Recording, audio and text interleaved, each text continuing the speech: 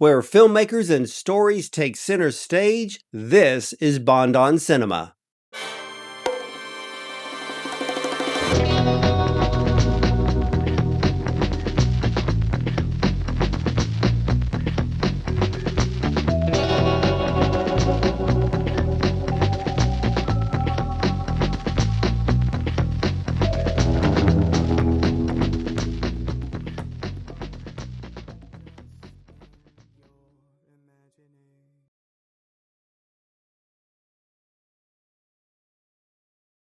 My guest today is actor of theater, film, and television, George Ennis. The deep voice of the London-born stage and screen actor was trained as a Shakespearean thespian at Toynbee Hall and at the London Academy of Music and Dramatic Art. He made his first theatrical appearance at the National Theatre under the direction of Laurence Olivier and at the Bristol Hippodrome in 1959. Now, he appeared in Arnold Wesker's play Chips with Everything, which premiered at the Royal Court Theatre in 1962 and went to Broadway the following year. Now, at the Steppenwolf Theatre in Chicago, he was in The Rise and Fall of Little Voice, playing character name Ray Say, where he sang the Roy Orbison song, It's Over. And The Rise and Fall of Little Voice then went on to Broadway at the Neil Simon Theatre. Now, on screen from 1963, he is perhaps best remembered as Charlie Kroger's right-hand man, Jobber Bill Bailey, in the original and one of my favorite films of all time, the 1969 version of The Italian Job with actor Michael Caine. He also appeared in The Last Valley alongside Albert Finney and Charlie Bubbles and Gumshoe. But for the small screen, well, George has acted in numerous iconic shows in Britain and in the US, ranging from The Avengers, Open All Hours, and Minder to Hill Street Blues, even Magnum P.I. with Tom Selleck, and MASH, one of his best roles, which we'll get into today. So, ladies and gentlemen, let's welcome the star of theater, television, and the silver screen, the one and the only George Ennis, to the show. Welcome, George. Great to be here. Great to be here. To hear all those amazing shows. A long time ago. Well, I We have to seem to ask, well, how old were you when you got interested in theater? well, I left school when I was 14 and did whole bunch of jobs working in stores. Yeah, and so I went in there. I had a good friend, Jimmy Hunter, and we went to school together, but he stayed with school longer than I did. But when he got a job in the fruit market, I left the job that I was doing in the shop and came to work in the fruit market. And that was great because you meet a lot of guys there. And I was there for about 2 years in Spitalfields. But during that time, I joined Toynbee Hall, and the people that taught there had come from the old Vic school, and they knew everything. They knew, and we did dance, we did plays, every aspect of building scenery and all of that. And I also got the opportunity to apply to drama school to do it full time. And after 3 years of evening classes, I got to get a grant to go to drama school, and that's to LAMDA, and then eventually the Bristol Vic School, and from then on into theatres. Well, you made your first theatrical appearance at the National Theatre under the direction of Laurence Olivier. What was that experience like?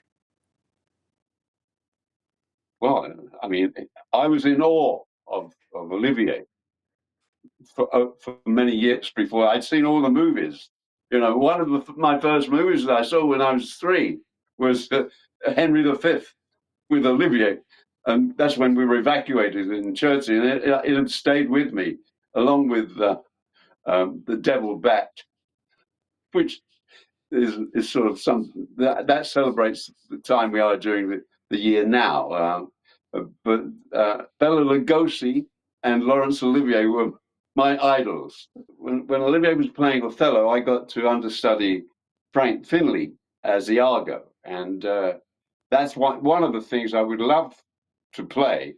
I did play it when I was for and it was a. We had to do a couple of scenes from Shakespeare at LAMDA, and I did the Othello speech along with another play, and I got the award for it. So that's the part I was really born to play. Sadly, I never got to play it, only Iago, but Othello is such a wonderful part, and Olivier was magnificent in it. Well, Yeah, back in the day, I mean, when you had Laurence of Olivier and Omar Sharif, and my gosh, there's just so many. I mean, Jimmy Stewart. I mean, that's when movie stars, Rock Hudson. That's when movie stars were movie stars. absolutely, absolutely. They had each one of them had a certain something that you couldn't you couldn't replace it. It was that was it. Um, one of my favorite films to see was 12 O'Clock High, which was a wartime movie. And that's just a stunning film. And every time it comes up, I've got to see it. But the acting in it is sensational. Uh, Yeah. I Now was, I you was no no go ahead, George.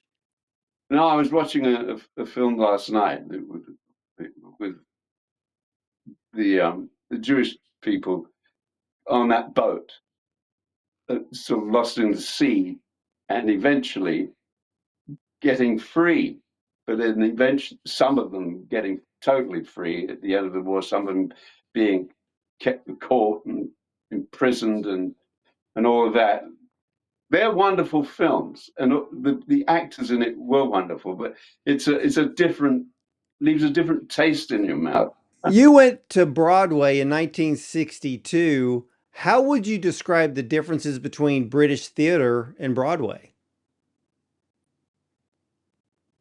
Well, when I went to Broadway, I didn't get a chance to see anybody else doing anything. I loved. We were there. I was there for 6 months initially, and then wandering around taking photographs of the city. And it was winter, and being in the park with all the snow and all that, it was wonderful, wonderful. But as for seeing shows, um, we did have opportunities to see the other actors. We'd meet them in the restaurant up the road after the shows. Albert Finney would be there, a whole bunch of people, and it was just a wonder. It truly was. But there was one chance to see a show, and it was put on especially for the actors on Broadway, and it was the way the Americans could put a joke out there, and just it. I never got much of an opportunity to go to music hall in London because it sort of fizzled out by the time I was adult enough to go. My brother went to see it. He was always talking about we've nothing on tonight, but I never got a chance to see that. It's Yeah, the the only American. musicals seem to be on Broadway because we don't see a whole lot of musicals in film anymore. No, no, but it wasn't a musical. It was music hall, which is or, it's difficult to describe. Um, I don't get it. Some of the artists are renowned now, and we look back and at what their performances were like, but we can't compare them to anything today. We don't have music hall anymore, and but they were wonderful actors. They had marvelous skits, and I wish I could have joined them, but never got an opportunity. Well, But let me ask you this. There is a saying that says a film makes you a movie star, television makes you money, and theater makes you good. How true are those words? I think good. I think they're pretty good. I learned, I suppose, the hard way, but after being away from the theatre for about 10 years and doing film and doing TV, I took the skills that you get from film and television, so that when 10 years later I got to be in the Vortex, the Doolittle Theatre in Los Angeles. As I say, it'd been about 10 years since I'd been on the stage, but I was totally at home there.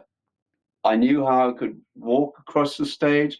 The skills that TV required and the skills that films required um, allowed me to get back into the theatre and be totally at ease and know exactly what I could do and be successful in it. It was a wonderful show. It was basically Noel Coward. I was playing Noel Coward's father, basically, because the main character was the Noel Coward character. But and it went very well for me. I had some lovely reviews from playing it, and I do really love the theatre. When I'm doing a job anyway, I enjoy it. But I did it when I was in the fruit market. I did it when I was on the canals. I enjoyed work.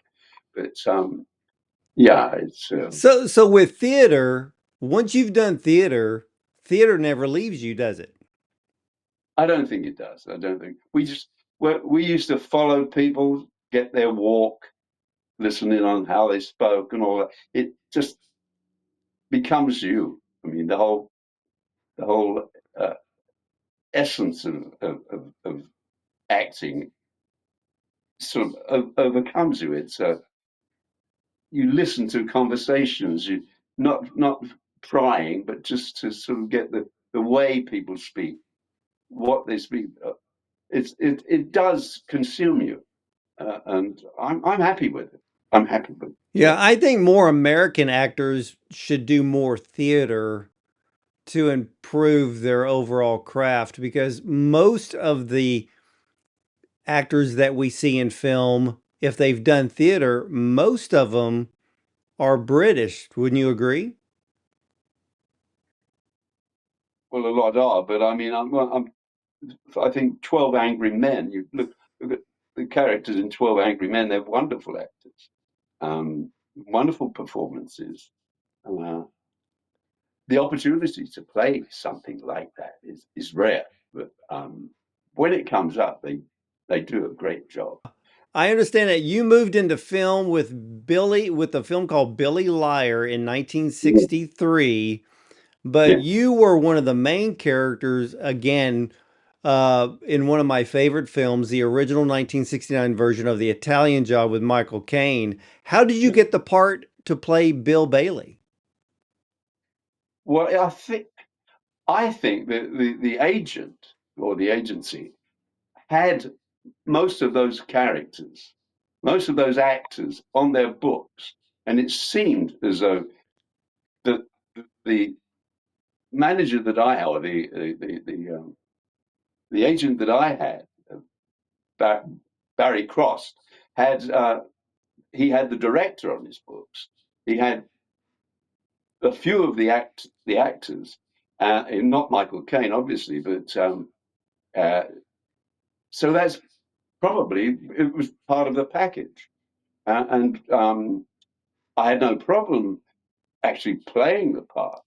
Uh, it just and I'd done quite a few TV shows for the director, and so I just took it as read. You got the part, do it,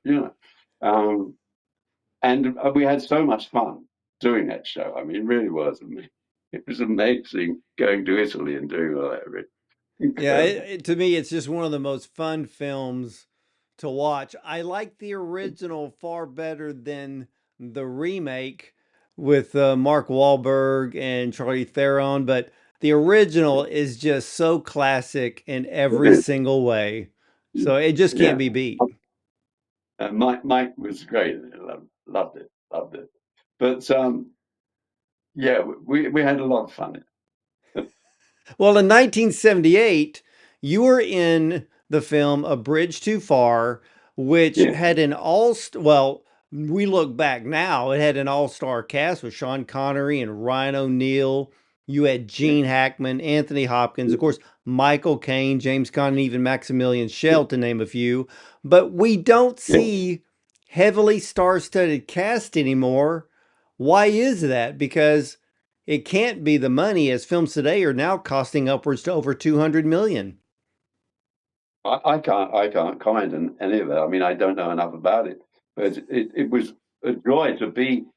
I mean, I didn't get the opportunity to act with all of those actors. Some of them I did, and, but you could hang around there and watch them, see them playing their parts, and spending some time with them. Uh, that was exciting. Uh, I wasn't in the same class as them, but it was nice to be amongst them. Uh, Well, who are some of your favorite actors that you like to either work with or to watch? well, certainly Michael Caine. I mean, we're not talking about Michael Caine. I've done about 4 films with Michael Caine, but nearly every actor that I've gone to see in a movie, I've gone pretty much because I enjoy their performance. In other things, that I don't try out new movies now. I watch Turner Classic most of the time to catch up on all those wonderful movies, and I don't actually get out. We saw a film the other day. What was it called? Truth and Treason, which is quite an amazing film. A little bit worrying, but quite an amazing film. But it's one of the rare occasions I get out to go to the cinema now.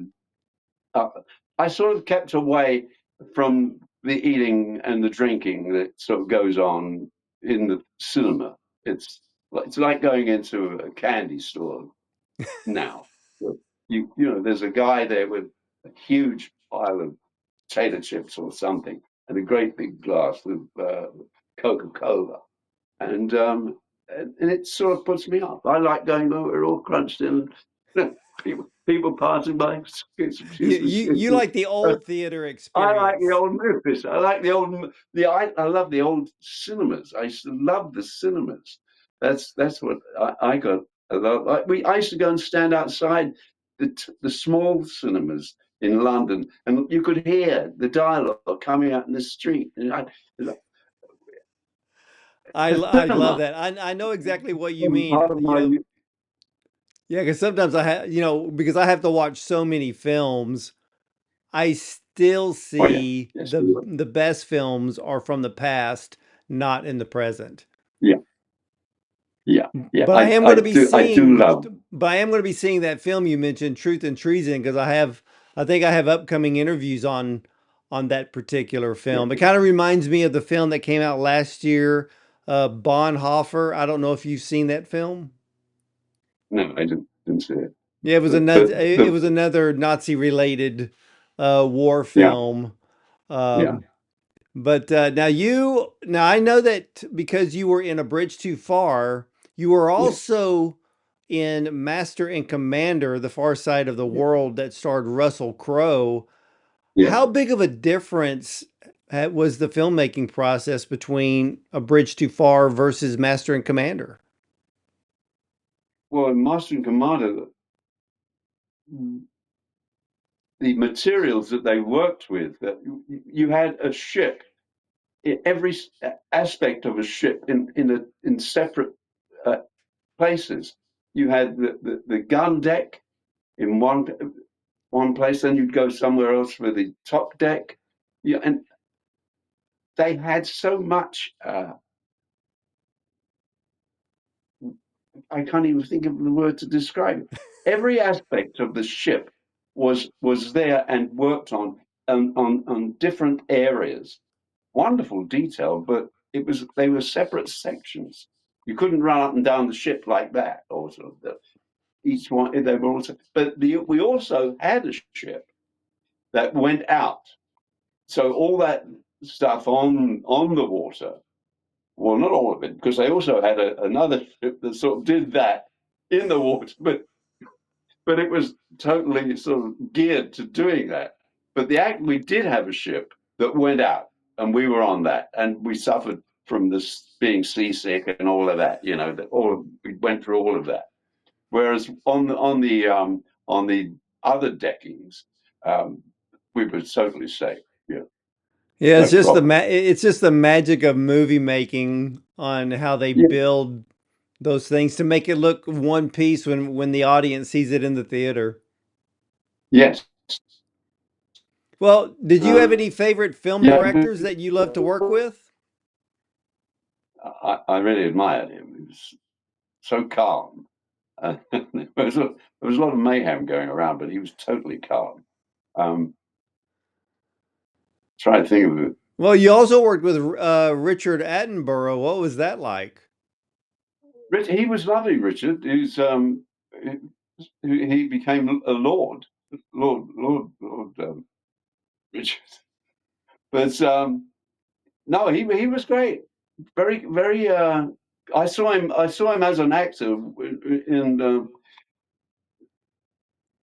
Brighton Rock, sort of years ago, and he was playing a sort of a gangster in Brighton Rock, and then to see that same person making a movie such as A Bridge Too Far, he was great. I remember auditioning for him and seeing some of the various people that were also auditioning. They were friends of mine often, and then to see him just take charge and create that movie. And he Well, sometimes you see stuff.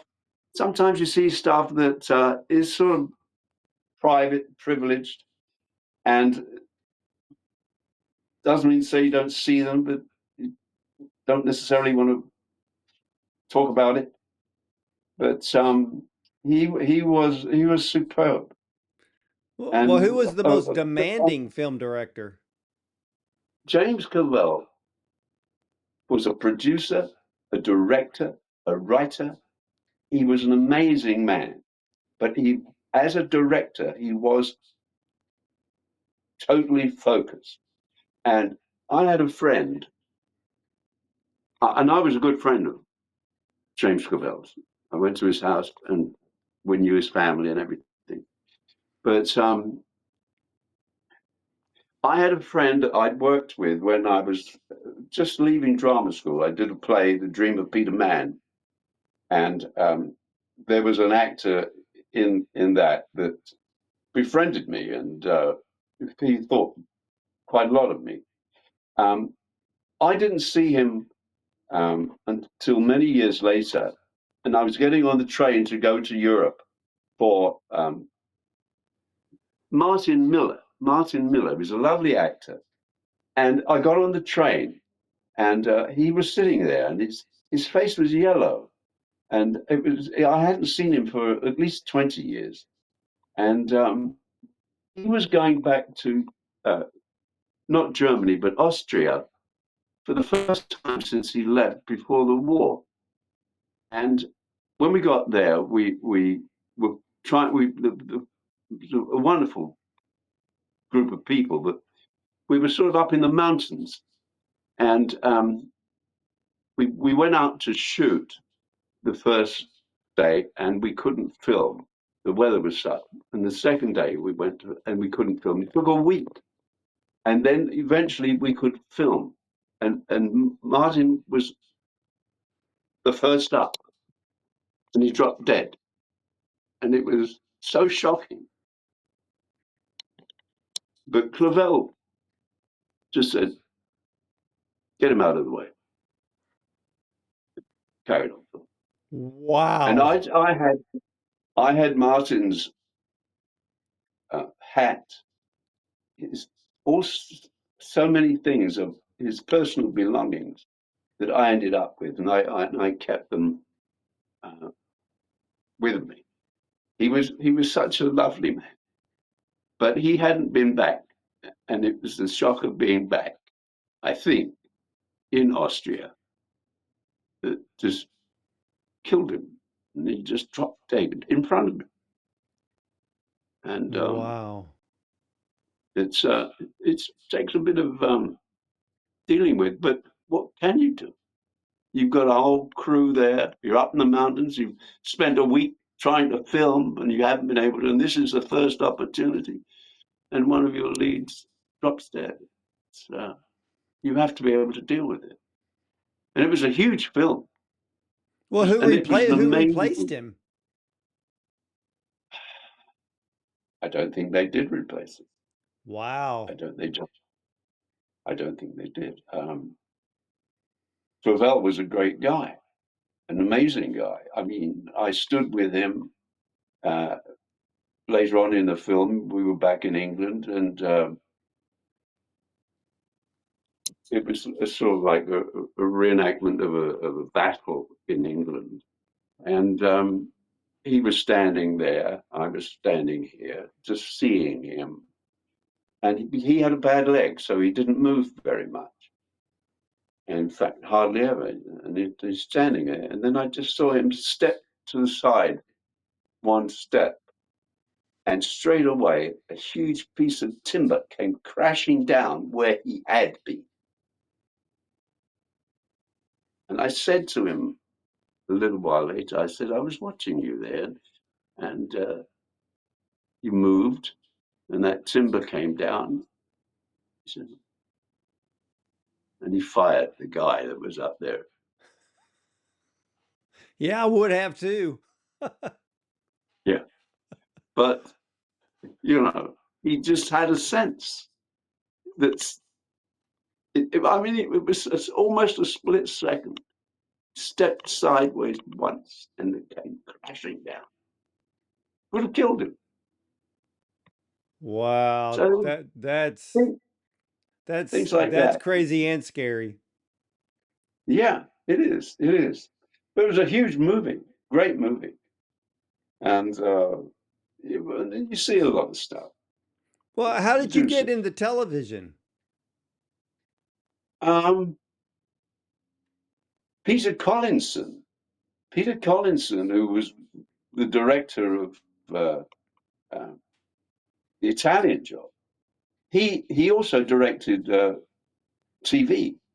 And I think my first job was with Peter. So he was with the same agency. So I can only assume that's what I mean. One of the characters I played was a young guy who was a bit of a thug in prison. So I sort of did the whole range. I played good characters and fairly bad characters. So I had a ball really, all the various types of people I played. Um, Well, yeah, is there a character that you've played that is your favorite?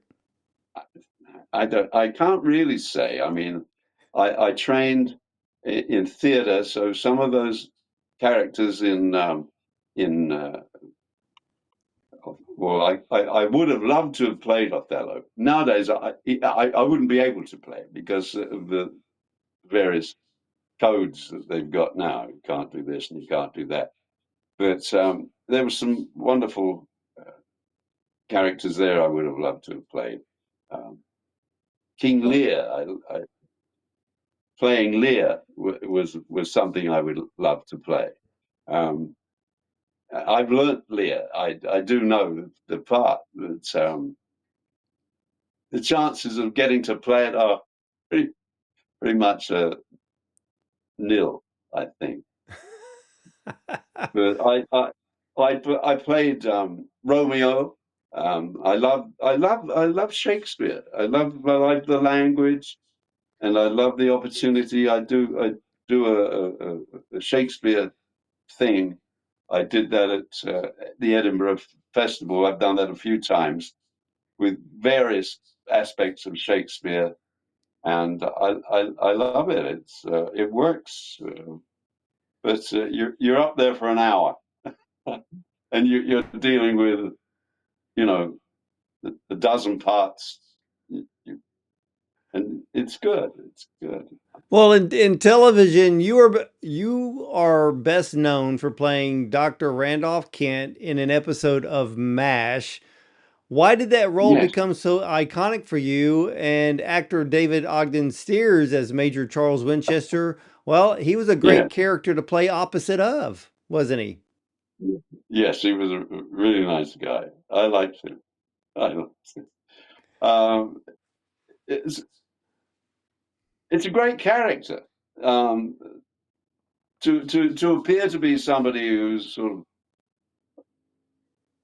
of that level of society, but in fact to be a working class lad or lout, you grown up from a lout to a yeah. He was great. He was great to work with, but yeah.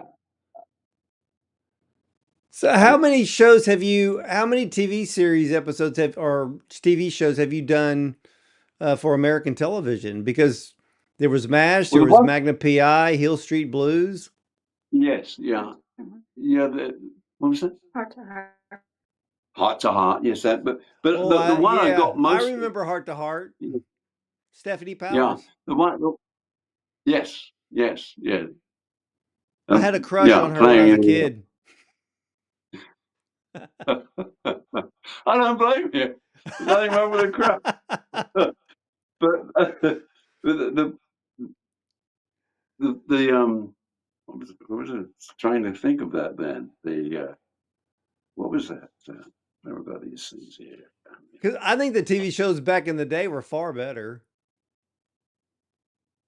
Yeah, I did a nice series. We were supposed to we were supposed to take over from a show that was had been on for several years in America, and we were going to replace it because their numbers were dropping.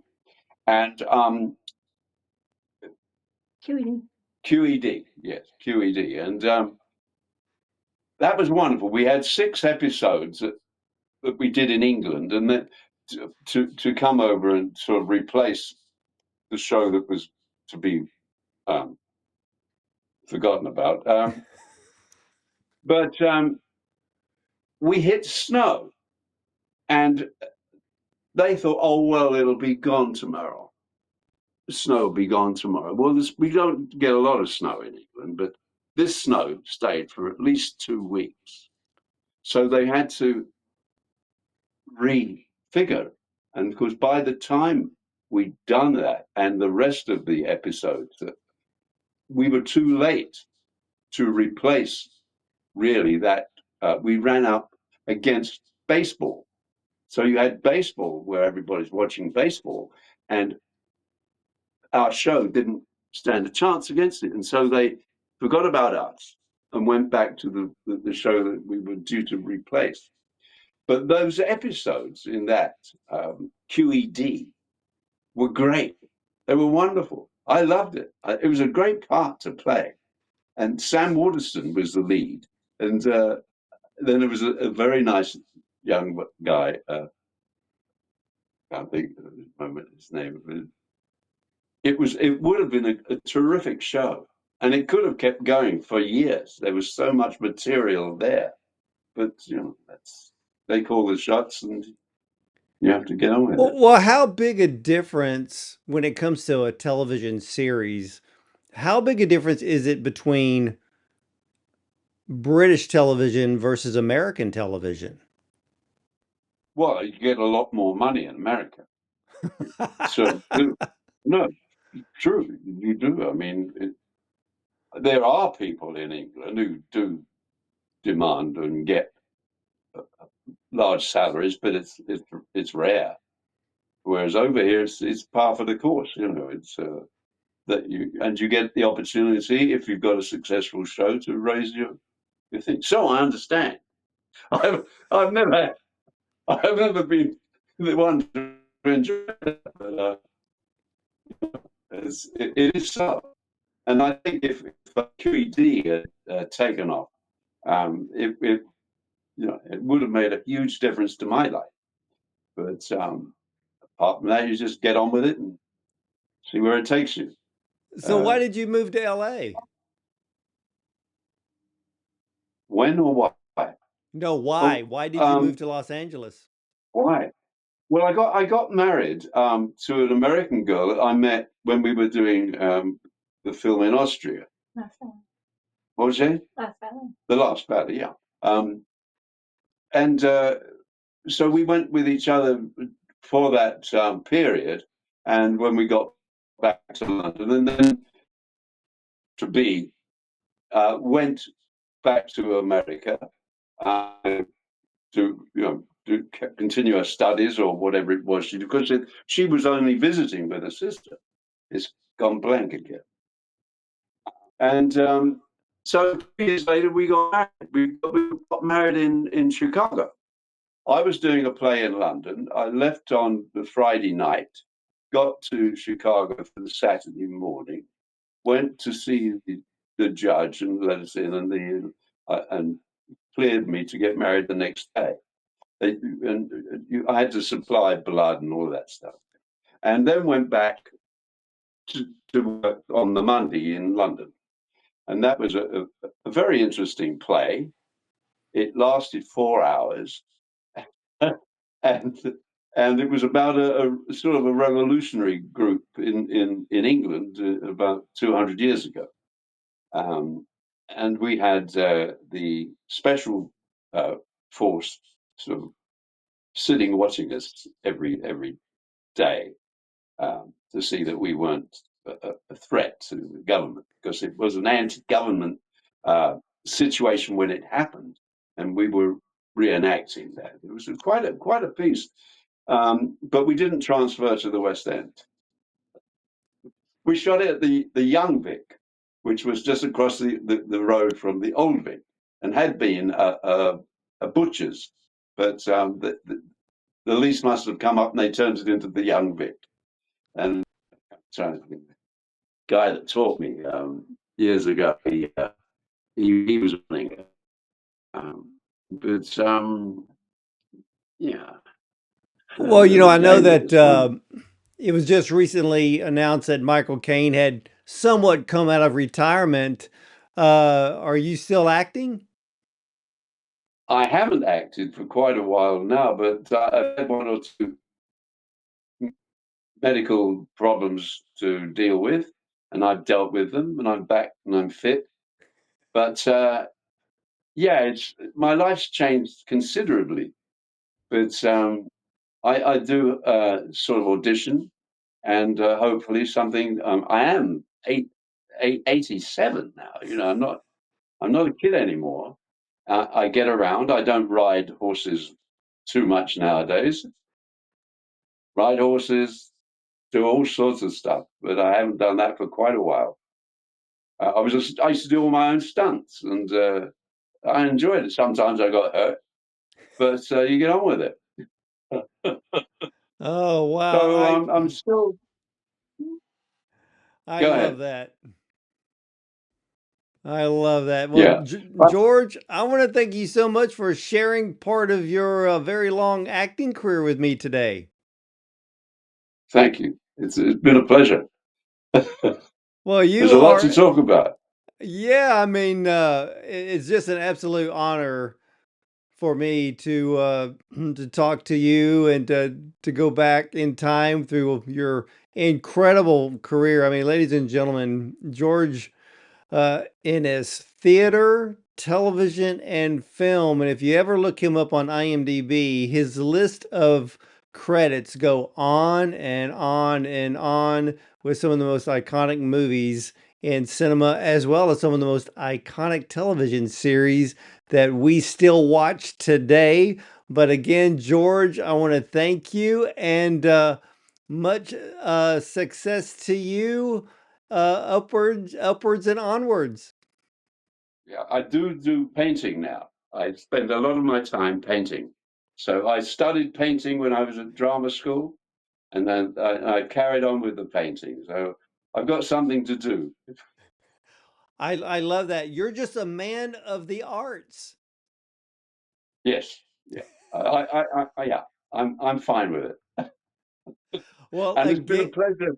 It's been a pleasure talking to you. It really has. And thank you well, very much. thank you. And ladies and gentlemen, our discussion with George Ennis today again. Look him up. An incredible career in theater, television, and film.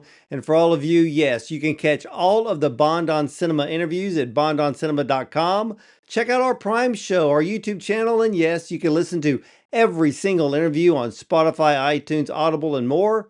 And remember, you're either going to see me at the movies or from the red carpet.